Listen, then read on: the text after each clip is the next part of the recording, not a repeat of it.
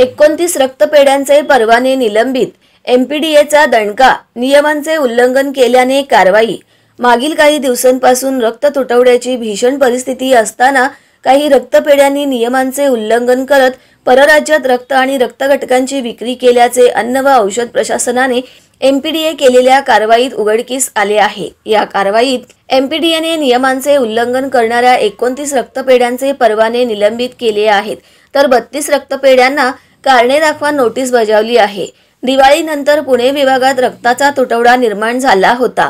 असे असताना काही रक्तपेढ्या नियमांचे उल्लंघन करत रक्त आणि त्यातील घटक परराज्यात पाठवत असल्यासंदर्भातील तक्रारी एमपीडीएला प्राप्त झाल्या होत्या। त्यामुळे एमपीडीए कडून या कालावधीत पुणे विभागातील सर्व रक्तपेढ्यांनी परराज्यात पाठवलेल्या रक्तपिशव्या आणि रक्तघटकांची माहिती मागवण्यात आली होती। त्यानंतर एमपीडीएने रक्तपेढ्यांची तपासणी करण्याची परवानगी राष्ट्रीय रक्त संक्रमण परिषदेकडे मागितली। त्यानुसार तपासणी आराखडा तयार केल्यानंतर एप्रिल ते नोव्हेंबर या कालावधीत विशेष मोहीम राबवत पुणे विभागातील पुणे, सोलापूर, सातारा, सांगली आणि कोल्हापूर येथील 81 रक्तपेढ्यांची तपासणी करण्यात आली।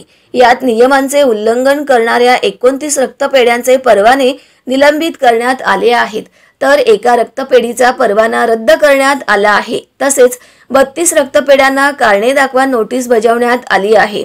एमपीडीए तर्फे राबवण्यात आलेल्या या विशेष मोहिमेत केंद्रीय औषध मानक नियंत्रण संस्थेचे अधिकारी, आरोग्य विभागाच्या डॉक्टरांचा समावेश होता।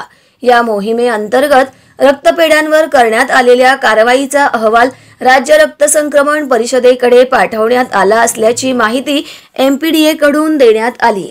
नियमांचे उल्लंघन करणे, रक्त संकलन आणि वितरण नियंत्रित करण्याच्या मार्गदर्शक तत्वांचे पालन न केल्याने ही कारवाई करण्यात आली आहे।